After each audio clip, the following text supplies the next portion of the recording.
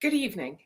I'm Kristen Shimon of the Department of English and Foreign Languages here at Frostburg State University, and I'm here to introduce this evening's presentation from the Pocomoke Indian Nation, one of the indigenous tribes of Maryland. As part of our department anti-racism plan, we are hosting a series of events related to the indigenous peoples of Maryland, and this event is the second in that series. I think tonight it's important to note that we're meeting online. We're still in the midst of a global pandemic, and this pandemic has threatened Indigenous languages and cultural traditions throughout the world. Within the United States, Indigenous Americans have experienced the highest death rate from COVID-19 of any population group. So we're gathering online to keep everyone safe. Before I introduce our presenters, let me thank our university sponsors. The event is co-sponsored by Frostburg State University's Faculty Development and Sabbatical Professional Research Leave Subcommittee, the University Council on Diversity, Equity, and Inclusion, the Center for the Literary Arts, and the Department of English and Foreign Languages. We want to give a special thanks to Sam Dowdy for facilitating the live stream of tonight's event. The Pocomoke Indian Nation's history is currently preserved through the efforts of the 501c3 nonprofit corporation, Pocomoke Indian Nation Incorporated. The tribal leaders include a chief, council members, and cultural ambassadors who use oral history and historical documents to define lands with which they maintain a relationship on the eastern shore of Maryland. In the present day, these lands include places commonly known as Somerset County, Worcester County, and Pocomoke County in Maryland, northern Accomack County in Virginia, and southern Sussex County in Delaware. The Pocomoke Paramountcy is led by Paramount Chief Norris Howard Sr.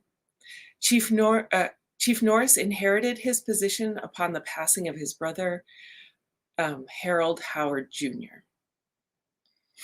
The presenters today then are members of the team, including Norris Howard Sr., Sam Dowdy Jr.,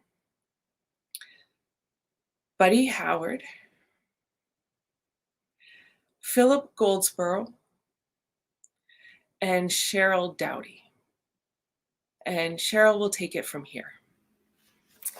Thank you very much. On behalf of our organization and presenters, we thank Frostburg State University for their interest and actions to uncover the Indigenous history in Maryland. For the next 2 minutes, I'd like for you to quiet your mind for a bit and imagine a forest or a riverbank. Imagine a vibrant, self-sufficient Native American community, a culture that existed for hundreds, if not thousands of years on Maryland's eastern shore at a time before explorers and colonists, a time before recorded words, but a very real time indeed.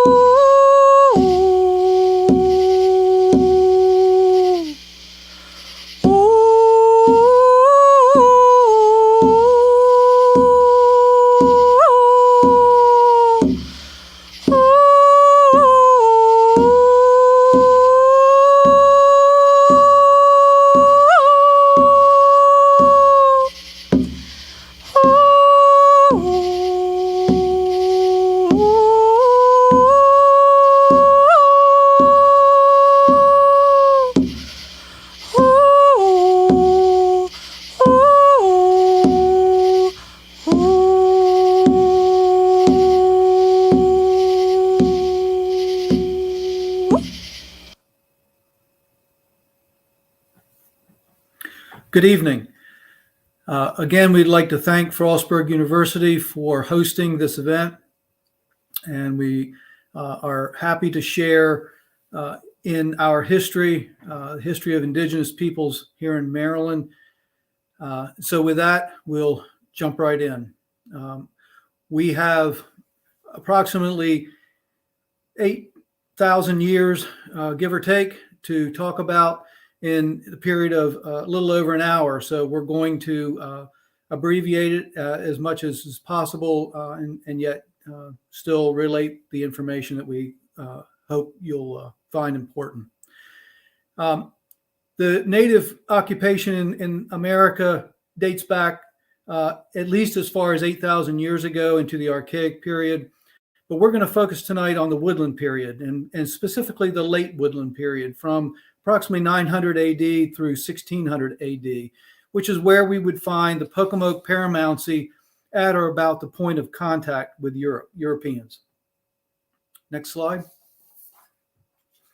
Within this late Woodland period, the continent is broken up into regions, and the Pocomoke were part of what is referred to as the Northeastern Woodland region, which you can see from this slide runs pretty much the entire northeast corner of the continent down as far as the Carolinas and west out beyond the Great Lakes and north up into Nova Scotia and Canada.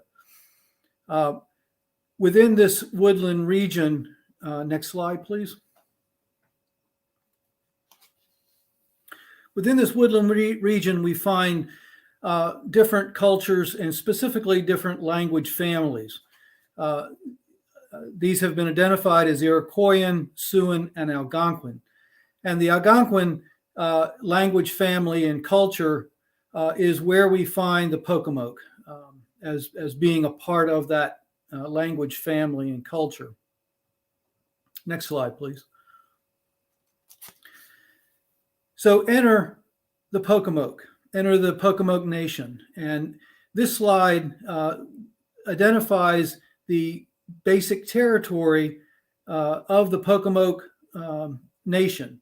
And it, from this slide, if you are able to discern just from points of reference of Chesapeake Bay and Atlantic Ocean and the eastern shore, the lower eastern shore of Maryland and Delaware and across the border into Virginia is where the Pocomoke paramountcy was found. Now, these various rivers that snake up into the eastern shore are identified here from the Menai Bay, the Minokan River, the Anamessic River, Pocomoke River itself, and the Chincoteague Bay. So this region, from beach to bay, is the territory, historic territory of the Pocomoke Nation. Next slide, please. Now this slide reflects the various bands or districts of the Pocomoke Nation. At the top, we see Minokan, Aquintica, Nuswatix, Anamessic, Murumsco, Quindoquin, and Gingatig. And at this point, I'll mention something for reference throughout this presentation, and that is that we're going to see a variety of spellings for these various tribal names and places. And that's as a result of the fact that as these tribal names were spoken and these places were related, they were written phonetically by the listener. And so depending on how they heard that word to their ear, that determined how it would be spelled ultimately in the official records where it would still appear to this day. So we see a variety of different spellings, but these are the basic bands or districts of the Pocomoke Nation. Next slide, please. Within these bands and districts, we find a number of specific towns noted. We see these listed here on this slide in blue, and they include Menai, Parahakan, Askamanaconsin, Minokan, Aracoco, Murumsco, Waikakomoco, and Mattapanai. So these are places, villages, towns, depending on their size, that were occupied by these various bands and districts of the Pocomoke Nation. Next slide, please. The Pocomoke were involved in trade with tribes predominantly to the north and west of their primary location, westward, even through the area of Frostburg University, as they traveled and traded west into the mountains of western Maryland and West Virginia. And this is evidenced by archaeological finds in these areas where dehydrated shellfish are located. Shell beads are found coming from the coast, these coastal tribes. And cypress canoes are found in these upper reaches where they're well beyond the cypress forest that were predominant along the Pocomoke River and drainage area. We also find in our area evidence of materials that we do not find in their raw form, but we find them in the form of artifacts, be it soapstone artifacts, copper beads, various dyes made from puccoon and other minerals that were not readily available here on the Eastern Shore. So there's evidence of these trade routes going into these upper reaches where these natural resources are found. Next slide, please. So fast forward into the era of contact with Europeans. Their first contact, and we'll go to the next slide, is evidenced here in this historic marker placed by the Department of Transportation under the guidance of the Maryland Historical Society, where Giovanni Verrazzano explored the east coast of the United States, or what we now know as the United States. He was a Florentine navigator, and this was financed French exploration in 1524. And in this exploration, he notes having had contact with the East Coast and tribes and places along that coast. So it's believed that the area that we now know as Assateague, which is in Worcester County, Maryland, was one of the places in which he either made landfall or certainly got close enough to see and comment on the lands along the coastline. From 1524, we move forward. Next slide, please. Excuse me. We move forward to 1585, which was the exploration of John White along the Carolina coast and up to and including the Chesapeake Bay. A map was eventually engraved by Theodore de Bry based on a manuscript map prepared by John White, and that's reflected here. Now, one thing I want to mention early on about these maps that you'll be seeing through this presentation, and that is that early maps were oriented with north and south on the horizontal plane of the map versus our current maps, which would reflect north and south on the vertical plane.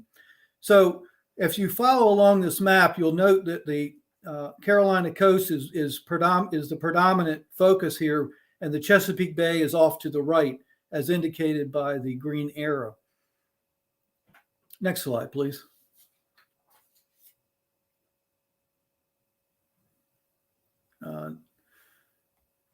Okay, so this is a close-up of the Chesapeake Bay. And you'll note that on the left side of the Chesapeake Bay, there are two rivers, major rivers noted. The one at the bottom would be the James River, and the one further up, extending to the left of the frame, would be the Potomac River. And directly across the bay, geographically, there is an arrow pointing to a palisaded town according to his legend, that's the indication of a palisaded town. And the word Comoke, as it appears there. Geographically, this is the location of the Pocomoke River as it relates or relative to both the James and the Potomac. And we believe that this is evidence of the very first contact with the Pocomoke town at or near the mouth of the Pocomoke River. Next slide, please. So following John White's exploration, we come to Captain John Smith's exploration in June of 1608 of the Chesapeake. This one is certainly much more familiar with many people. Next slide, please. So on June the 5th, and this is an excerpt from John Smith's log. On June the 5th, he writes, "The next day, searching them for fresh water, we could find none. The defect whereof forced us to follow the next eastern channel, which brought us to the river of Pocomoke. The people at first with great fury seemed to assault us, yet at last with songs and dances and much mirth became very tractable." Now there's some significance here and some basis for confusion moving forward, and that is John Smith's naming of the river Pocomoke. Next slide, please. Captain John Smith goes on to write, "A people with 100 men, the people of those rivers are of little stature, of another language from the rest." So again, from John Smith's writings, we find some significant features here that might go unnoticed at first blush. First of all, John Smith's purpose in exploring the Chesapeake was threefold. One was to locate the native tribes. The second one was to determine how many fighting men that they had. And the third was to note where these waterways were. And so the existence of 100 fighting men reflects it's generally accepted that that reflects the presence of at least 4 people in a family per fighting man. So that would estimate the number of people at the town that John Smith encountered as approximately 400. These people, he noted, were of little stature as compared to the tribes that he had encountered earlier on the eastern shore of Virginia, namely the Accomack and Oconomowoc, and additionally that they spoke a different language. So from this, we believe that this is evidence of the crossing, if you will, of a cultural and linguistic boundary between the tribes of the Pocomoke Paramountcy and those further south on the eastern shore of Virginia, which are noted to have been part of the Powhatan Confederacy. Specifically, the Pocomoke were not part of the Powhatan Confederacy, and otherwise not directly associated with the Oconomowoc or the Accomack. Next slide, please. This is the map that was created in 1612 as a result of John Smith's exploration.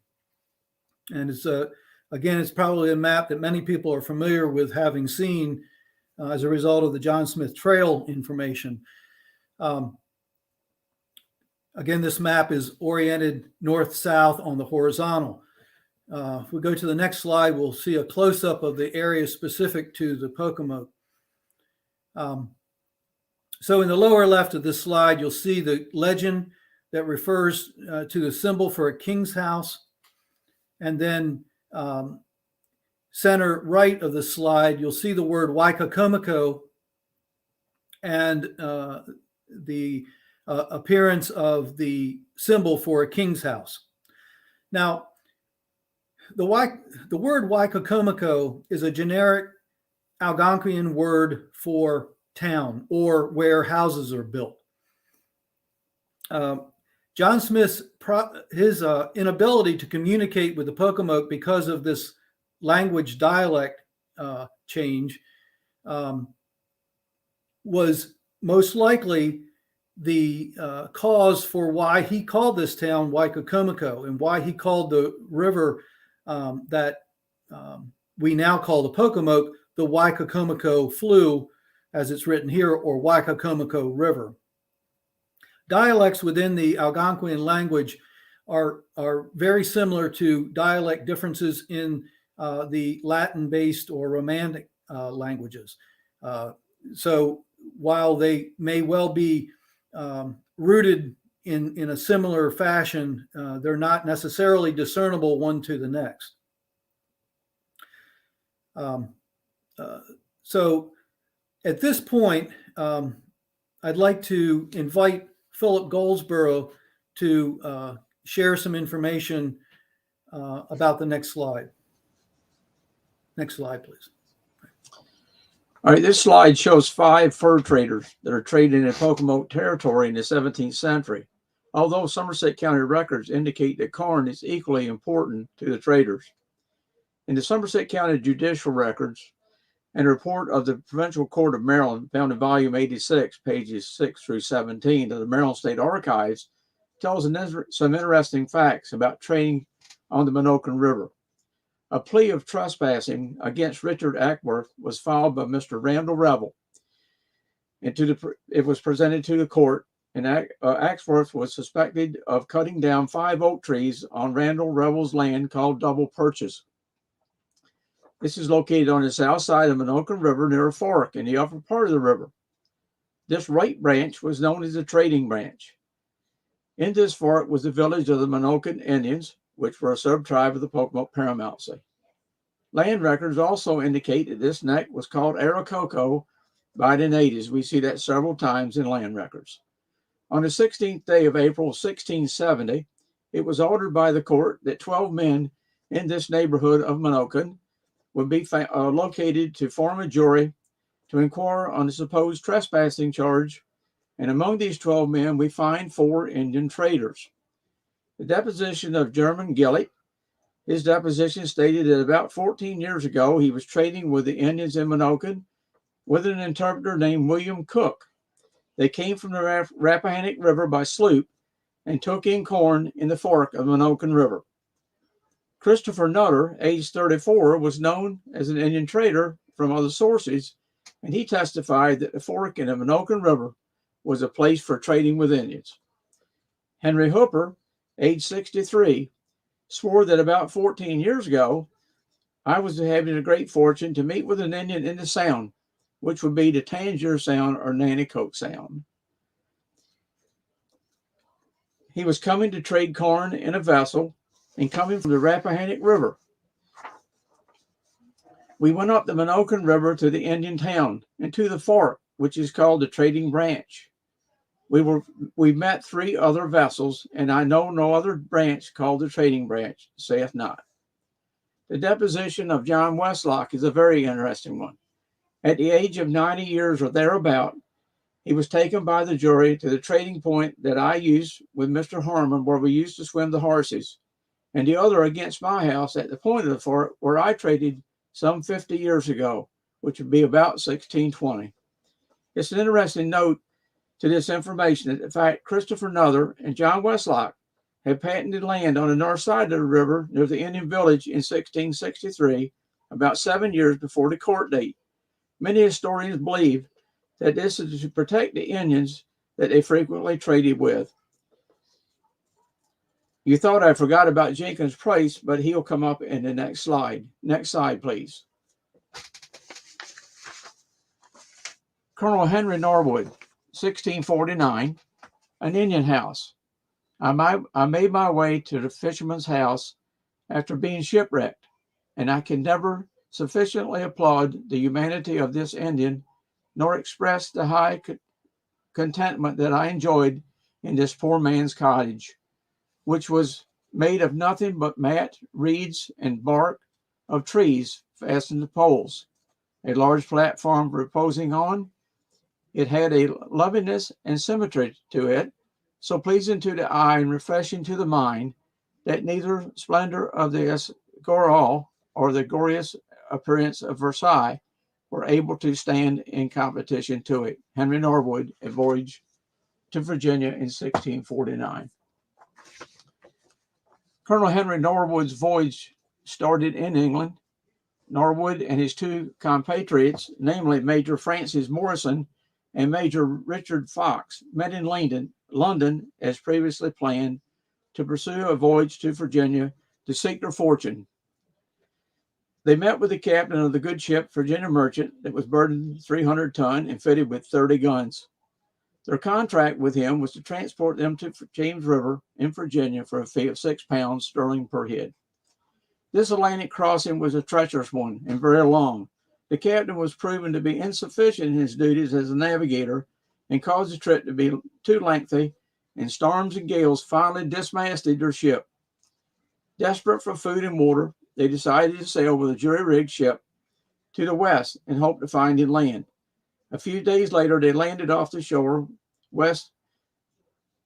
the west of the Isle of Wight on the outer island, which is now Ocean City, Maryland. This is a barrier island.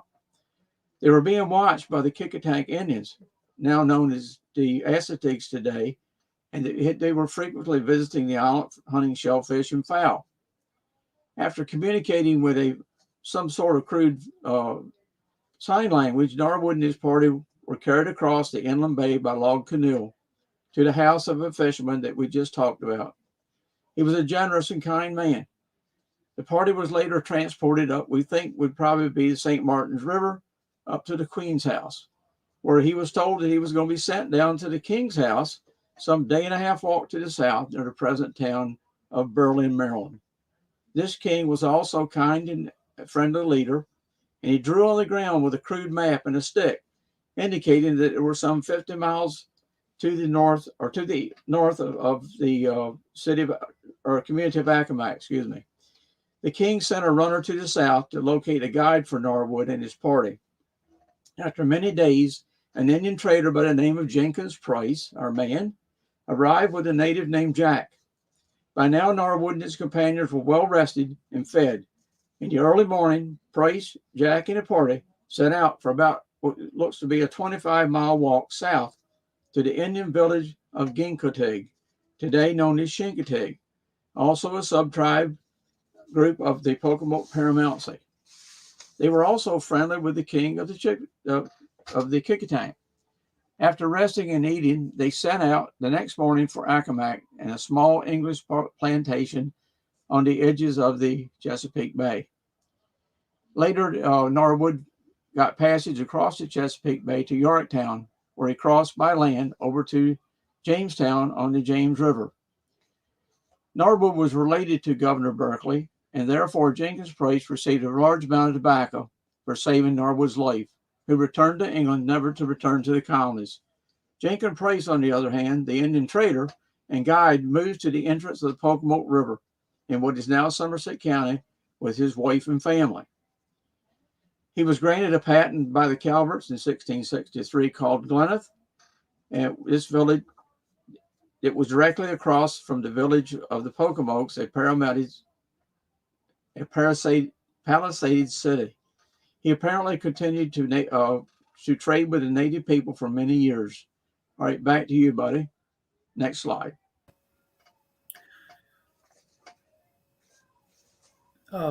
So at this point, I'd like to mention something as we go further. Much of the information that was just related by Mr. Goldsboro and information moving forward is research information that has been developed over the last 40 or 50 years by multiple generations of researchers as well as scholars. And most, if not all, of this information is available through the Archives of Maryland, establishing a very rich history of the Pocomoke Nation, much by chance because of these other events that were taking place, yet it leaves a clear footprint of the presence and contact and interaction of the Pocomoke with the colonial government. Maryland, the charter for Maryland occurred in 1632 when it was given to the Calverts by the King of England. Yet, even though 1632 certainly predates what would occur in 1651 and 1661, Virginia continued to try to hold on to and claim lands in what would eventually be marked as the colony of Maryland. And that first event takes place in 1651. Next slide, please. So despite all the efforts and cooperation of these various Indian tribes, to include bands of the Pocomoke, in 1651, one Colonel Edmund Scarborough of Virginia decided to take the opportunity to punish the Indians located at or near the northern border of Accomack County, of what's today Accomack County, Virginia, and Maryland, and specifically targeted the Pocomokes in this attack. In this attack, Colonel Scarborough and a number of men on horseback attacked the Pocomoke both with guns and knives and swords, and killed many of the Pocomoke, ran many of them off into the woods, and bound a number of them by chain from to their neck and heels, as evidenced in this account. Next slide, please. The next event noted was by Virginia was in 1661, where Virginia is still demanding tribute from these native groups well beyond the area that the charter for Maryland would allow them to have done so. But in this case, there was in the Northampton County courts, there was a complaint made by the Indians of Nanticoke, Monocan, Pocomoke, Transquacan, and Anamessic, that they were delivering these goods in the form of tribute to the governor, and they were doing so by way of the Anancock tribe and the Accohonic tribe. However, these tributes were not arriving to the governor where they were intended to go. And so the natives of these various groups who self-identified as such, specifically the Pocomoke, which would eventually be known as the Pocomoke, and the Anamessic, which was a district or band of the Pocomoke, were making specific complaints, charges, if you will, against both the Anancock and the Accohonic, that the tribute that they were sending was not being passed on as it was intended. Next slide, please.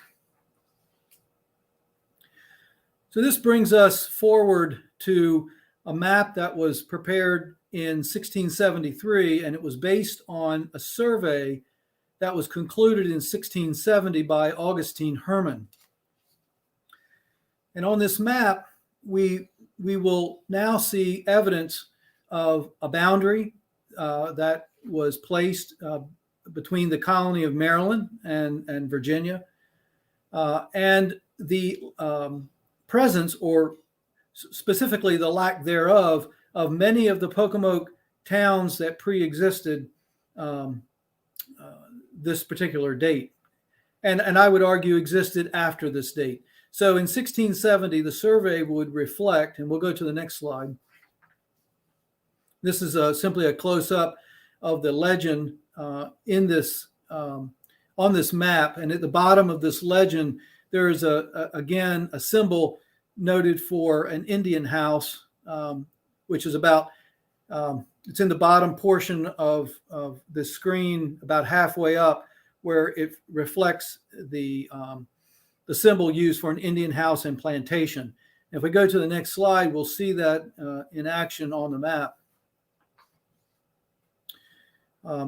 So on this close-up from that map, and if we'll again zoom in a little further, we'll see in the lower right corner the town listed Askeminneconsin with a number of the legend markers for Indian houses and plantations. This is the only area on this map which depicts both Virginia and Maryland that reflects the existence of an Indian town. And yet we know that there were more Indian towns in existence at that time, because they would later be designated by the colony of Maryland as a reservation. Now, one other thing I'll note on this map, in the upper left corner, we see coming off of the, well, let me back up for a minute. On center of this slide currently, go ahead, you can go ahead and zoom back in.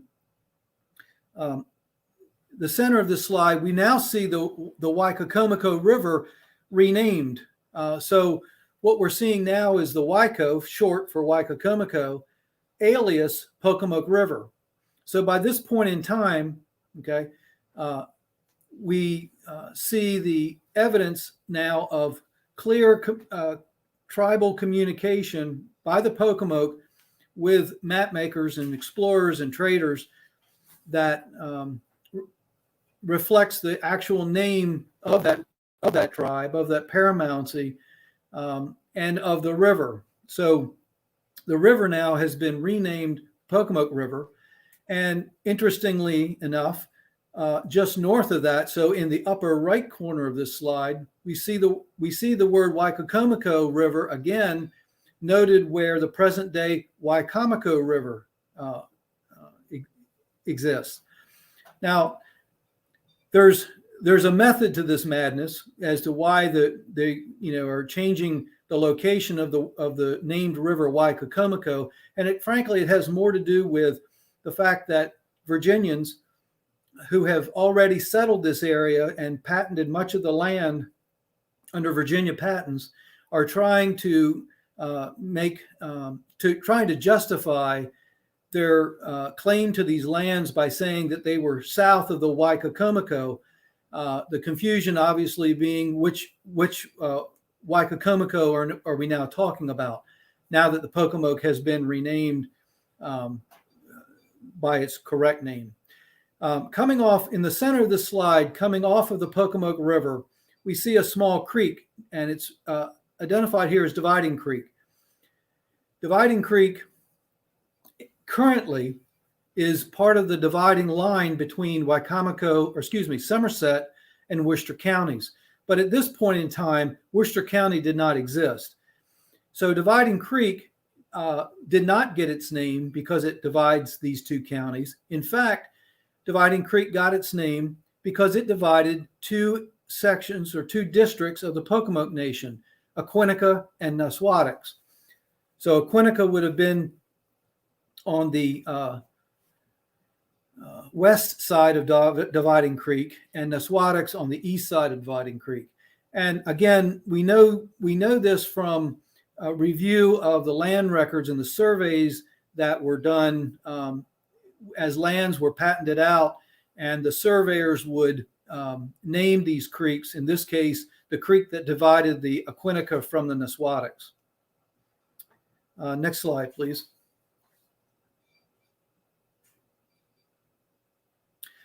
So here, this enlargement of the original map, you see the word Menoken, and again, the spelling varies from place to place in the record, but you see the word Menoken basically in the center of the slide and indicating the Menoken River. But what you don't see is an established town or structures. According to the legend, there should have been here a number of Indian plantations and houses. Same is true at the head of Dividing Creek, where the town Parahakan was, as noted on the earlier maps. They don't appear here, and the omission of these markers suggests that they are the map maker, the surveyor, is trying to, in large part, deny the existence of these towns, even though they would eventually, according to the archive records, eventually be noted as reservations. Next slide. So this brings us to the period of reservations, which follows the date of that previous map. And on March 13th, 1678, these three Pocomoke towns were officially designated as reservations, as were other towns outside of the Pocomoke Paramountcy, but these specifically fall within the Pocomoke Paramountcy. We do not see a reservation marked for the town that John Smith encountered, because by this point in time, efforts by Colonel Scarborough and others had driven the Pocomoke out of that town and across the line in the Maryland line to these other pre-existing towns, fleeing that persecution. Next slide, please. This is a map prepared by Dr. Helen Roundtree in the book Eastern Shore Indians of Virginia and Maryland, authored by Dr. Helen Roundtree and Dr. Thomas Davidson. This map reflects the location of a number of Indian reservations, pre-existing Indian towns, some within the territory of the Pocomoke, some north and east of the Pocomoke. But if we go to the next slide, we'll see a close-up of the Pocomoke reservations.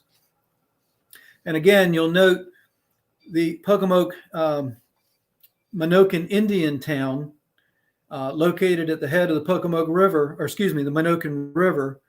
In 1670, it's present.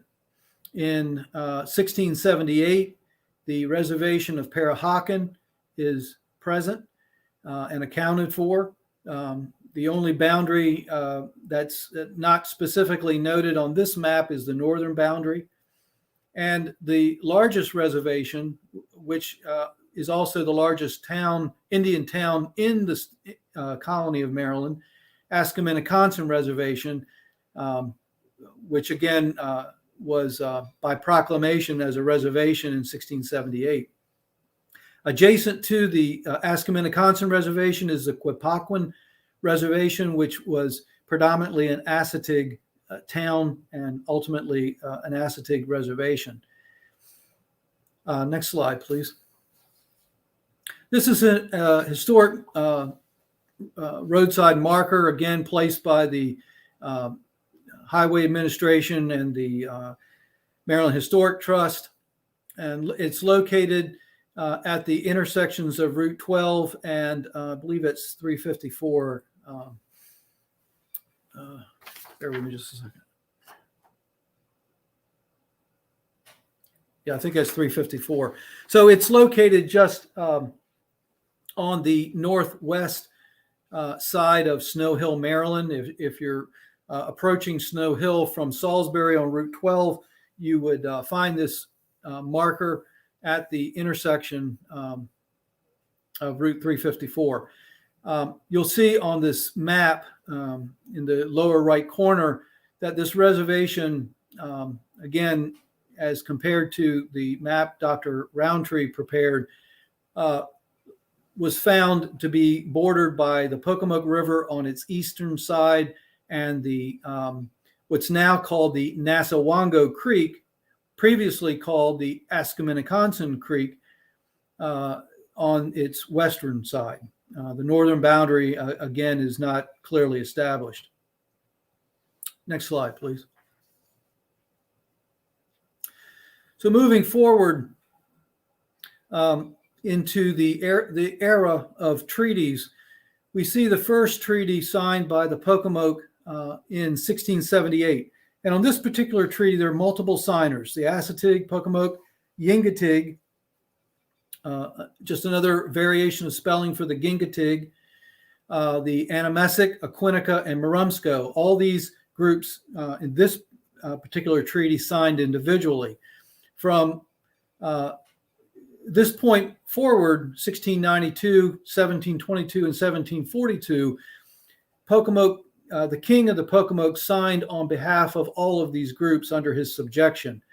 Also signing two of these treaties were the king of the Assateague. Next slide, please. Now, again, these records are all found in the archives of Maryland. They're available online and are searchable. The archives, just as a point of reference, the archives is in the process currently of making these specific native records even more searchable because of all of the variations in how these words are spelled. And what you're seeing on this slide is the actual script where these records, these treaties were written in the court at St. Mary's in the time that they were written. So 1692, this is the handwriting and the original document. If we go to the next slide, we'll see this changed into, excuse me, typeset, which again is done by the Maryland Archives, just to make it a little easier to understand these documents and read them. And so on this particular date, October 14th, 1692, the king of the Pocomoke and his Indians, at their request, are admitted and called into court. And the king of the Pocomoke is coming to desire to have to enter into a peace treaty or articles of peace with the governor of the colony of Maryland. Next slide, please. And so, as a result of this desire to enter into articles of peace, articles are drawn up. They are read and signed by both the governor as well as the king of the Pocomoke. And as a result, or basically as a gift in response to the Pocomoke king signing off, he receives 6 match coats and 6 pair of fine hose. Match coats have been defined not necessarily as a garment with sleeves, but rather oftentimes simply a woolen, woven woolen blanket that would be worn over the shoulders as a garment. And we'll see as we move forward some of the ramifications of the acceptance of these woolen blankets. Next slide. So on this particular slide, this reflects a record in the Maryland Archives of complaints that are made on November the 3rd of 1686. If you'll go to the next slide. This is an excerpt from what you saw previously. Came several Indians belonging to the king of Pocomoke, viz. Or specifically, as that word is defined, specifically of Anamessic, Nuswatics, Quendaquin, and Aquinica, and made known to the board that they were not satisfied with the land as laid out by Colonel Stevens and others in Ascominiconsin Neck, complaining that it is barren and good for nothing, but desired to have some land over the creek. So what we're seeing here is the dissatisfaction of these groups belonging, as they say, belonging to the king of the Pocomoke, establishing evidence of a paramountcy. We're seeing evidence that the reserved lands that Maryland, the colony of Maryland, has set aside associated with the town of Ascominiconsin have denied these groups the ability to cross over and outside of these boundaries onto lands that have been patented by Europeans and that are much more fertile and provide better hunting, etc. So the creek that they're referring to here is again originally referred to as the Ascominiconsin Creek, now referred to as the Nassawango Creek. bordering the Ascominiconsin Reservation. Next slide, please. This is script from the original document of the 1722 treaty that in which the King of the Pocomoke is again renewing this treaty of peace and amity with the governor of Maryland.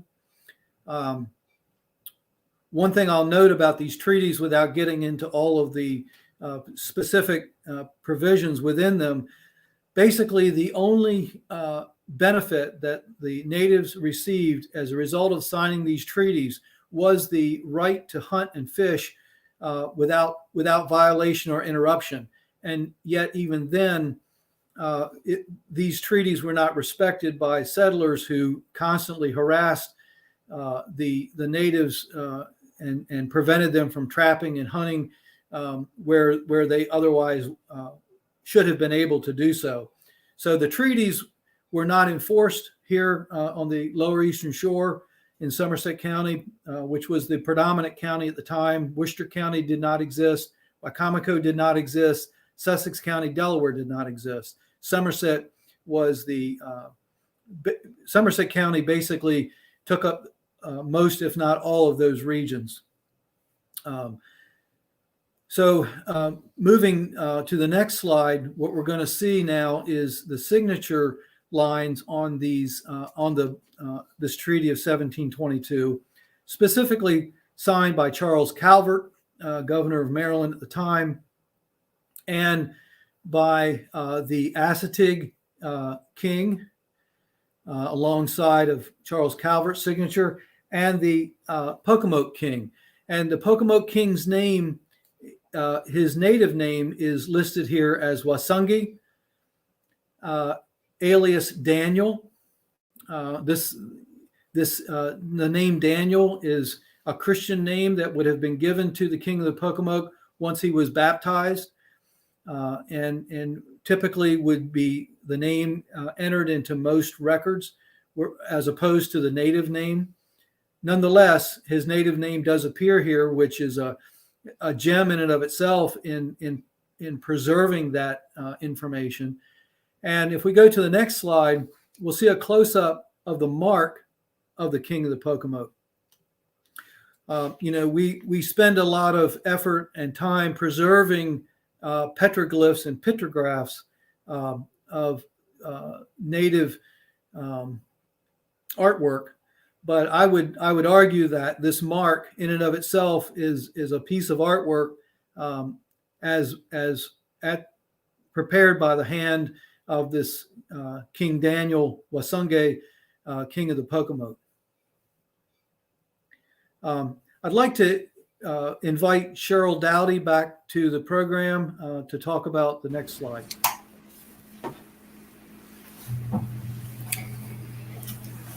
So as we take a look in this next section, we'll see how death disease affected the Pocomokes and other tribes. Next slide, please. In 1667, a sailor from the Bermuda landed at Accomac, ill of smallpox. He was isolated by the surgeons and placed in a log house in the woods.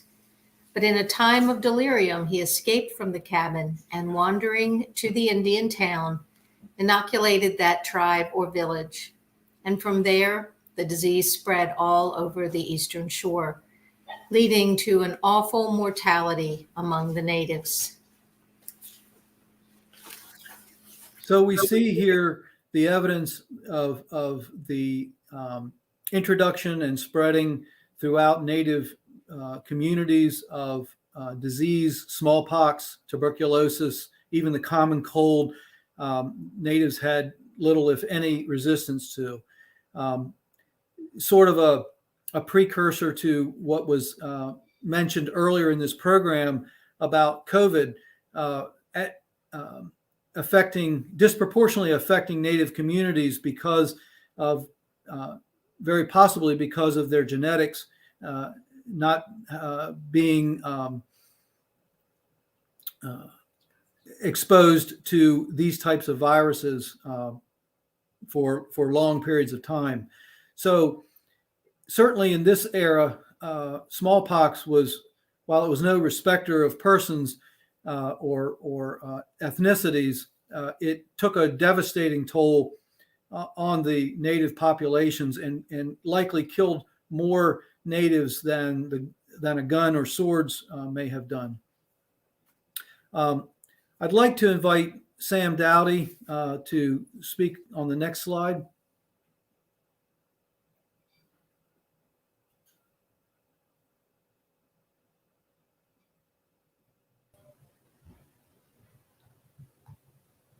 In 1763, William Trent entered the following in a journal. We gave them 2 blankets and a handkerchief out of the smallpox hospital. I hope it will have the desired effect. So William Trent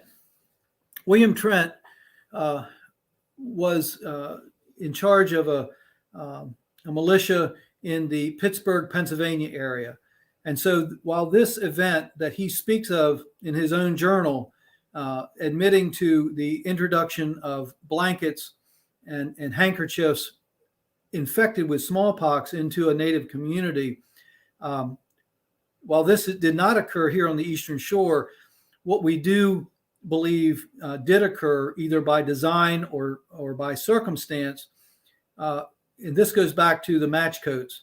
These blankets, as they're sometimes referred to, match coats, were very likely infected with a number of viruses simply because they were coming out of European communities and holdings. So in the case previously just mentioned by Cheryl Dowdy of the sailor who happened to meander into a native village, native communities did not, even at that time, did not believe that was necessarily something that happened by chance.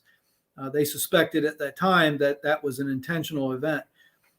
Whether it was intentional or not, these various interactions where goods are exchanged either through trade or through treaty or through some other means constantly introduced the likelihood or created the likelihood of the introduction of disease into native communities. Next slide. So we've talked about forced migration a little bit previously through the efforts of individuals like Colonel Edmund Scarborough, and these migrations occurred in a number of different at a number of different times, as did assimilation occur. If we go to the next slide, we'll see some evidence of migration. This is taken from the British History Archives, and it's an excerpt where William Penn, who was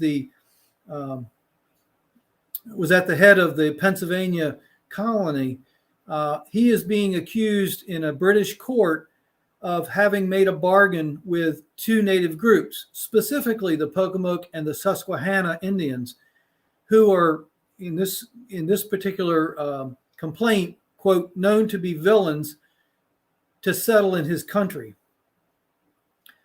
So this is some evidence of how, and this occurs just prior to 1701, because this is when the complaint is made, evidencing the movement of the Pocomoke into the lower reaches of what would at the time have been referred to as the lower 3 counties of Pennsylvania, now referred to as Delaware, and on up further into Pennsylvania.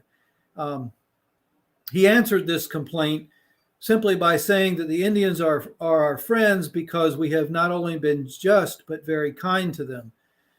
So from this, we're able to determine the movement of the Pocomoke out of the northern reach of their original territory, which would have at the time been the headwaters of the Pocomoke River in what's now Sussex County, Delaware, and their movement northward into and toward Pennsylvania.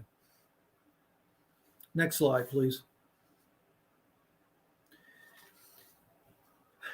In the book displayed here, Histories, Manners, and Customs of the Indian Nations by the Reverend John Heckwilder, it was published in 1876. However, it was written as a result of his manuscript, his journals, which dated from as early as 1748 to 1760.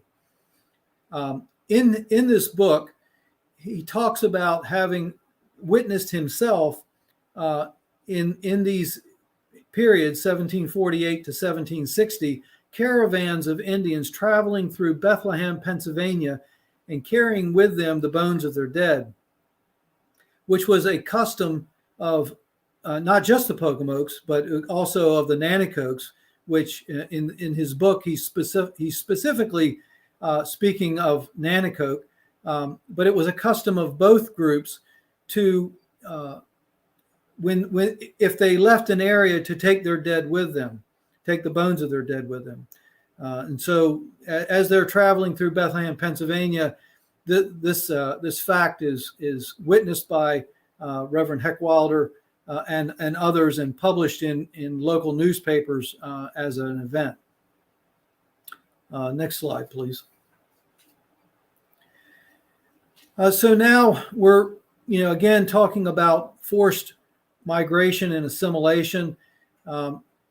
Evidences of migration is certainly familiar to most people when we speak of the Trail of Tears, which was the forced migration of tribes along the East Coast, which would have included the Delaware, otherwise known as the Lenape, forced migration westward into the areas of Oklahoma and other areas westward. This very likely would have included the Pocomoke that did make that migration northward. The Lenape and the Pocomoke are very closely associated, both linguistically and culturally. In fact, it's believed that the Pocomoke actually are an extension of Lenape migration prior to European contact. Interesting facts with respect to this 1830 Indian Removal Act, which was signed by President Andrew Jackson.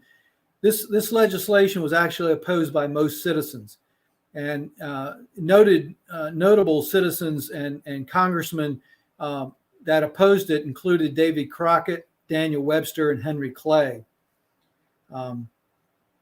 And it's been established that over 100,000 persons were removed and thousands were believed to have perished along that route.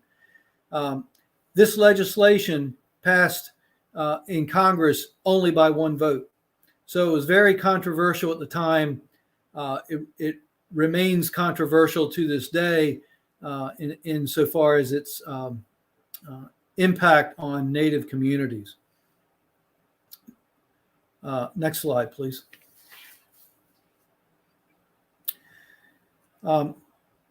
There were a number of surveys in various forms that took place as early as 1705 and on up through the censuses that were taken in the early 1900s. Going back to the earliest census, this was a specific census of the Indians in Virginia done by Robert Beverly in 1705. And if we go forward to the next slide, we'll see the specific evidences that Robert Beverly spoke about with respect to the Indian groups that remained in Virginia as late as 1705. And the two of specific interest in this presentation are first the Gingatig, and as they were one of the bands or districts of the Pocomoke. And here Robert Beverly writes, "The few remains of this town are joined with a nation of the Maryland Indians," making perfect sense that they would have again fled across the Virginia-Maryland border to escape the pursuits of European settlers who, such as Colonel Scarborough, who were putting pressure on them to join with their parent paramountcy group, the Pocomoke. We also see of note here the Akahanik, who remain in Virginia, albeit in a small number, as he puts it, a small number yet living. But the Akahanik and others are under the purview of the Namdua Empress, listed further down at the bottom of this slide, where he writes, she has all the nations of this shore under tribute. So the Akahanik in 1705 remain albeit a small number of them remain in Virginia. And if we'll go back just to the previous slide, I want to talk just a little bit about these other two surveys. In the 1880s, James Mooney, who was employed at the time with the predecessor of the Smithsonian Institute, sent out surveys throughout the country, questionnaires, if you will, to local points of contact in an attempt to identify anyone of native or Indian stock, as the term was in that time. James Mooney did, in fact, one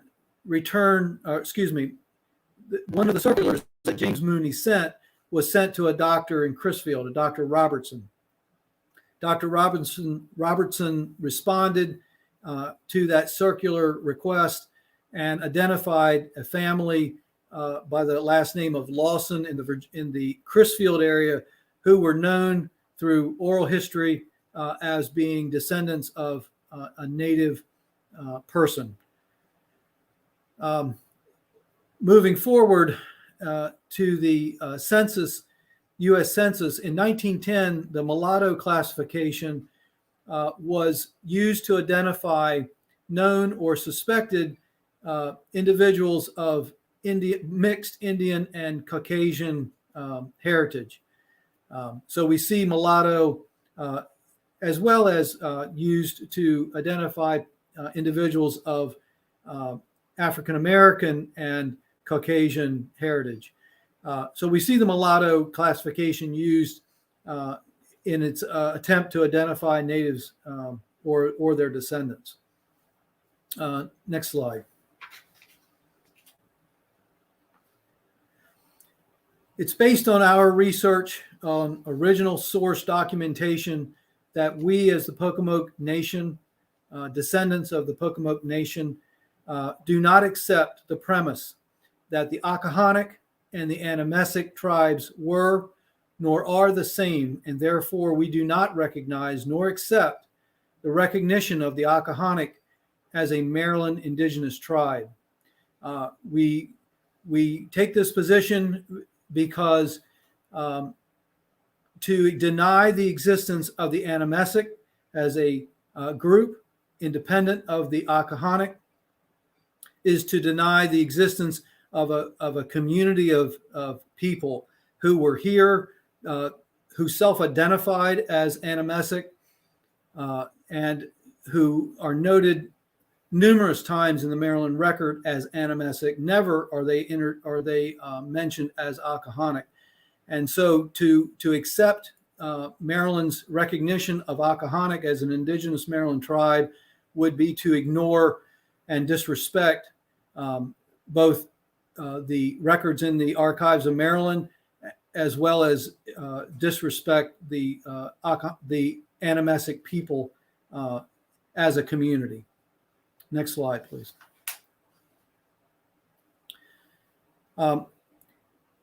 Evidences of native descendancy exist in a number of different ways, albeit not consistently, and many times they don't exist at all, other than through oral histories.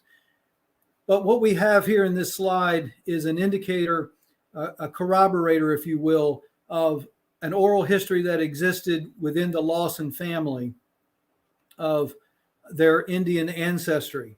This is taken from the Crisfield Times, published in 1910, and it is an article published by the Asbury Methodist Episcopal Church describing their 100-year history. And in this record, the next slide will show an enlargement of a portion of this article.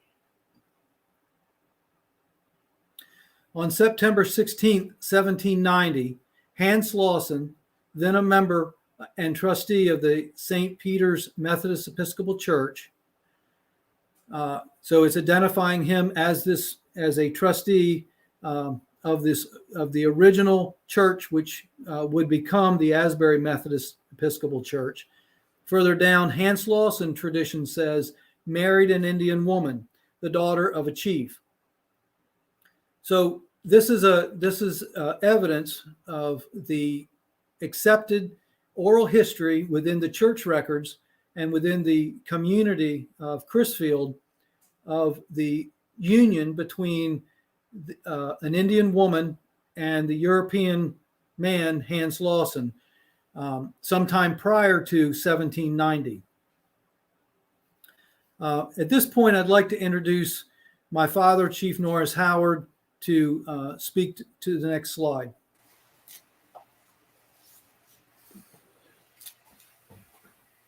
Well, I want to thank my group for allowing me to speak a little bit on the oral history. Our research team endeavors to research documents and list elders to develop a better understanding and knowledge of the Pocomoke people's lifeways and family legends. My own research began some 60 years ago when I pored over local county land records, judicial cases, wills, and available history books. About the same time, I was directed to several elders of my hometown, Crisfield, Maryland, and its suburbs, Lawsonia, Birdtown, and Calvary. One elder in particular, Mr. Amos Lawson, stated that the story handed down in the Lawson family was, in essence, that large numbers of the Pocomoke, except those who could not travel, and their helpmaidens, went north toward the flats and settled in Oswego. He added, years later, the Pocomokes returned to recover the bones of the deceased. The obituary of Mr. John W. Lawson of Lawsonia, we go to the next slide, dated June the 2nd, 1917, revealed recollections about local Native people, and I'll read a part of it. Born of Indian parentage, he inherited the call of the hunter and the sea. His great-grandfather gave to the Api tribe of the Pocomoke a fine horse for the princes of the tribe, and it was from that gift Api's Hole derived its name. That spot was formerly used by them to water cattle. Mr. Lawson possessed the only canoe of the Indian type, a dugout, which he used for fishing purposes for more than 50 years, and he was considered one of the best fishermen on the Pocomoke Sound. I should mention another interview I had with Frida Nelson, who said her Nelsons and the Lawsons were known to be of Indian blood. We are currently investigating the surnames of Cannon, Haley, Marshall, and Howard that we find clues of local Indian connections. I will ask Cheryl to read our mission statement.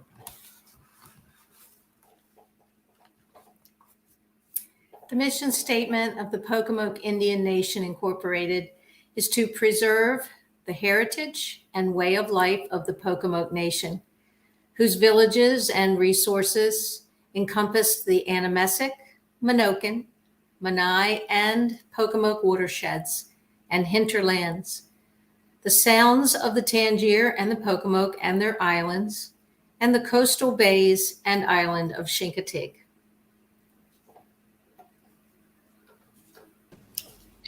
We, the Pocomokes, were hunters, fishermen, and farmers.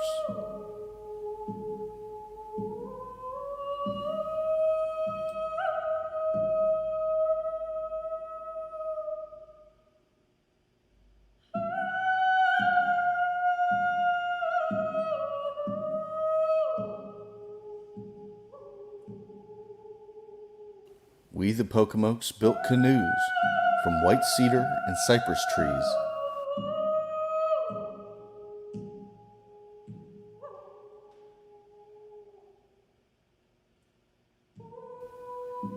We built homes from saplings, cattails, and tree bark.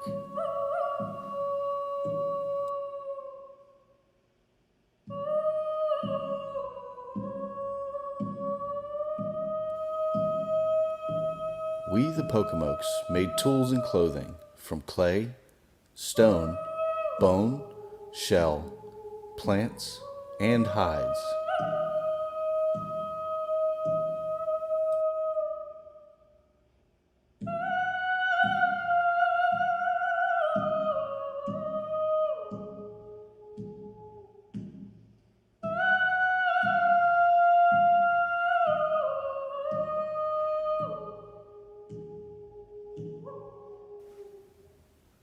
We, the Pocomokes, lived in communities and raised families.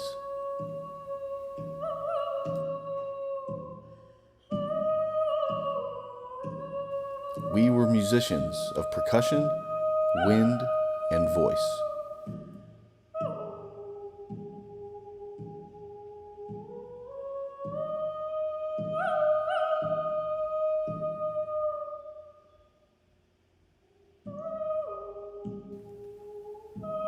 The Pocomoke Nation Incorporated is a not-for-profit 501c3 public charity that preserves and protects the history, culture, and significant sites of the Pocomoke people.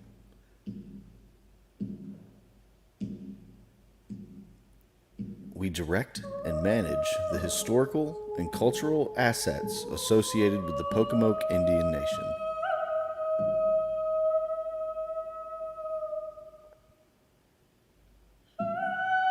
We conduct educational projects, demonstrations, and presentations at museums, festivals, and parks, illustrating the life ways of the Pocomoke people at the time of contact with European traders and colonists.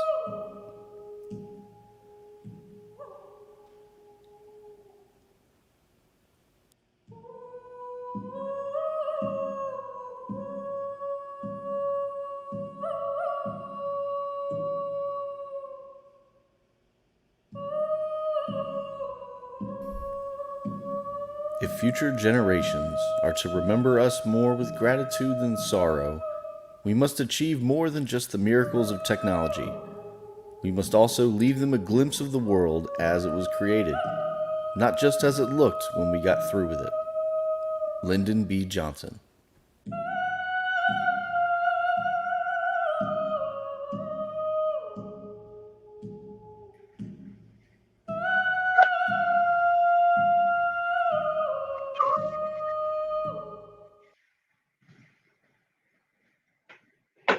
I want to thank you all for sharing your history, and we have a few minutes for Q&A if you're willing. So, okay, excellent. So I would like to just kick off with a question about the term reservation and how that might be used differently in the 17th and 18th centuries versus today. So there was a question about, is it equivalent to like the settlers' land patents, or was it more like, I don't know, how were they treated? Were they different than what we think of today? Well, I'll start this conversation and let Mr. Goldsboro and my father add to it as they wish. The reservations were by proclamation from the Calverts. So in theory, they should have been just as binding as a patent issued from the same source. The problem was that, first of all, the reservations restricted the ability for the indigenous people to utilize their entire territory, and it focused them into basically where their villages were, where their towns were. Did not provide them the ability to go outside of those reservation borders and forage and hunt and fish as they normally would have and needed to. In addition to that, the greater problem was that there was no enforcement here on the Eastern Shore as to the borders of these reservations. In fact, the settlers were more than able to allow their livestock to run wild, so to speak, and the natives were forced to build fences around their fields and gardens to keep them out. Land was being patented on the footprint of these reservations while the indigenous people were still there. So not only are they being corralled, so to speak, onto a reservation that has very little enforcement capability, but while they're there, people are mapping out their own stake within the lands of that reservation. And European could purchase land from native groups, but if they didn't purchase it and have an actual transaction, then what they were their alternative was to wait until the indigenous group left the land, vacated it, abandoned it, if you will. The problem was, as these groups left for seasonal foraging in other areas, they were assumed to have abandoned a town, and Europeans would come in and burn it, so that when they did return, they had nothing to return to. So we see the establishment of reservations as a means by which to focus and corral these people onto a smaller footprint. And then we see the evidence of Europeans constantly looking for opportunity to seize the land at any juncture that would permit them to do it by law. So they did not have the same relevance that they do today, where reservations out west with Western tribes have strong borders and the ability to enforce those reservation borders. That just did not exist during this period of time. So, Philip, did you or anyone want to add to that? I would like to said it add, very well. Yeah. I would like to add one thing to that, and that is I would refer the questioner to do a little bit of homework on what the doctrine of discovery meant and how it was employed, not just through North America, but in any area, which is like, for instance, India or Africa or wherever. But we're concerned with North America, especially the Chesapeake Bay area, and following that doctrine of discovery, as I understand it, and I think as it was employed, the coming of the Europeans and placing across enabled them that right, that was not a right that was extended to the indigenous people. They were only considered possibly to use the land, but not to own it land. That's the way I understand how that was employed. But I would refer the questioner to do their own homework on that. Okay, thank you. We have a question about the role of the Pocomoke king before he would have started signing treaties. Do we have an idea what that role might have been? And was there a shift in responsibility across the 17th century into maybe something more like a European kingship? Well, certainly the term king is a European term. The evidence that we see in the record where various groups are appearing either in complaint or some other circumstance, either at St. Mary's Court or in Somerset courts, they identify themselves as subjects of the king of the Pocomoke. This level of subjection, we don't have a lot of additional information on from a cultural standpoint, other than the fact that for to whatever extent and whatever reason, they gave their allegiance and or subjection to the Pocomoke king. These groups certainly, just from a common sense perspective, relied on each other in supplying various different necessities as a group. So groups that were associated closer to the seaside, like the Gingatig, would have had access to natural resources that groups on the Minokan River would not have had. This has all the appearances of a collective community, albeit named differently in different regions, and again, they self-identify as such. So they're not asking to.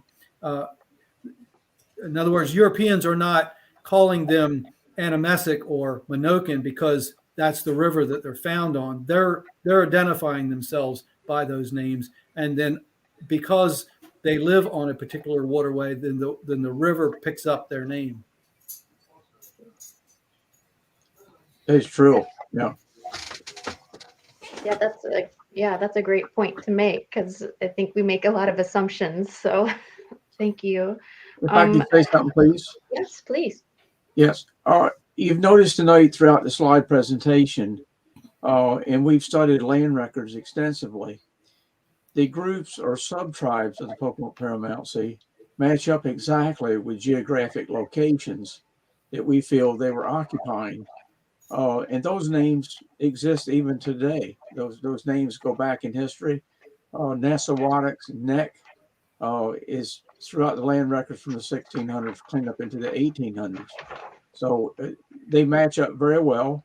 That's another reason that we say those particular subgroups lived in those particular areas. And it's mentioned about Dividing Creek. Dividing Creek actually shows a dividing line between these two geographic locations. And the Paramountcy probably just assigned them there. And also an interesting thing in the land records, the Pocomoke stated that they were once in Pocomoke and were pushed up to Oquitica, and then from there to Nassawatuk, and finally to Escaminoconsin. Thank you. And another question we have, I think related maybe to the role of the king and how that all worked, and again using that European term, if Chief Norris Howard, if you don't mind speaking a little bit more about your role and what chief means or designates. Well, again, like Buddy said, these titles are English titles. As the chief of the Pocomoke Indian Nation, I'm the leader, and I will say one other thing. My leadership is based on having a consensus. We develop a consensus, and that from that point is where I take a position if it need be. But we first do a consensus of their council and our we actually use some of our cultural ambassador input, and that's where we make our decisions. Well, thank you. And I have a question about, you have an excellent website, and we can, and you had that at the beginning of the presentation on the banner scroll. And I was just wondering a bit, we have a question about any literature that you might recommend so we could learn more, I guess, read more about the Pocomoke Nation's history.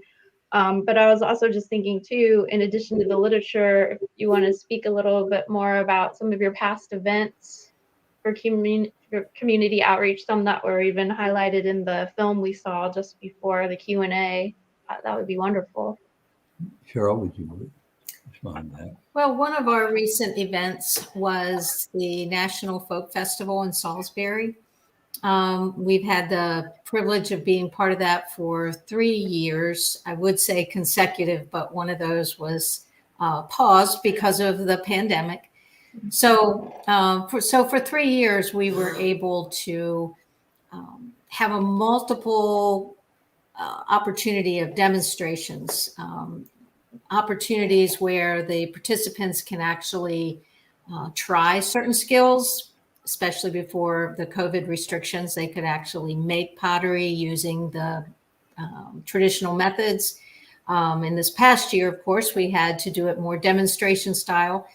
But some of our work is partnerships with museums, the Delmarva Discovery Center in Pocomoke, the Purnell Museum in Snow Hill. There is a museum about to open in the little village of Allen, Maryland, and we love to work with those museums on their exhibits. It's quite a wide variety.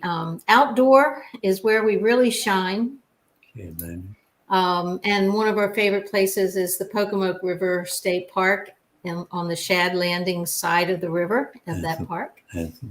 And Hansel, yes, in Dorchester County. We come out of the Pocomoke territory a little bit to help expand the opportunity for people to appreciate what it was like and how these people had to be very resourceful, they had to be very knowledgeable, and they had to pass it down to the next generation to survive.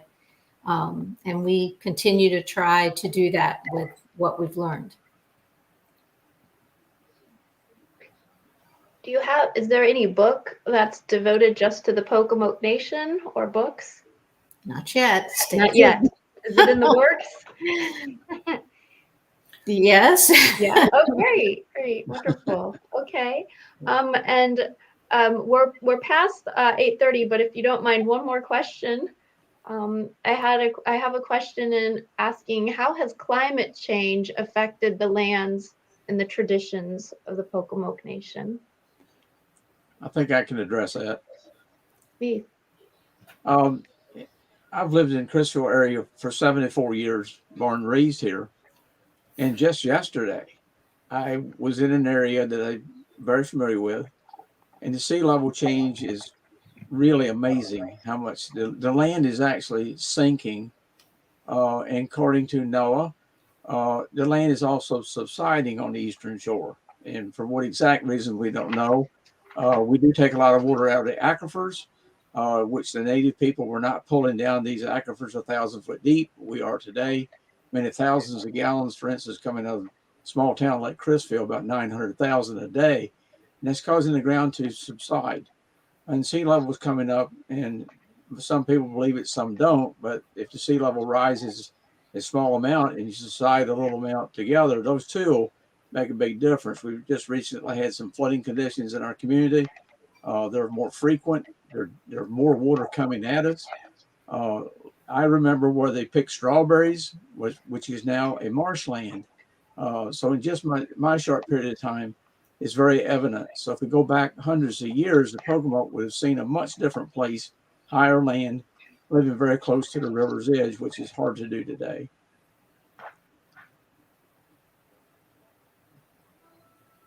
Okay, thank you. So I want to thank you all for being here tonight. Thank you, Chief Norris Howard, Buddy Howard, Cheryl Dowdy, Sam Dowdy, and Philip L. Goldsboro for being with us this evening. And I think, like I said, we can go to your website, and I'm sure I'll be in touch with you again soon to talk more about our land. Oh, thank you. There we have the website information to talk more about land acknowledgements and just learning a lot more about Indigenous history in our state. Thank you. Thank you for the opportunity. I really appreciate it. Thank you. Thank you.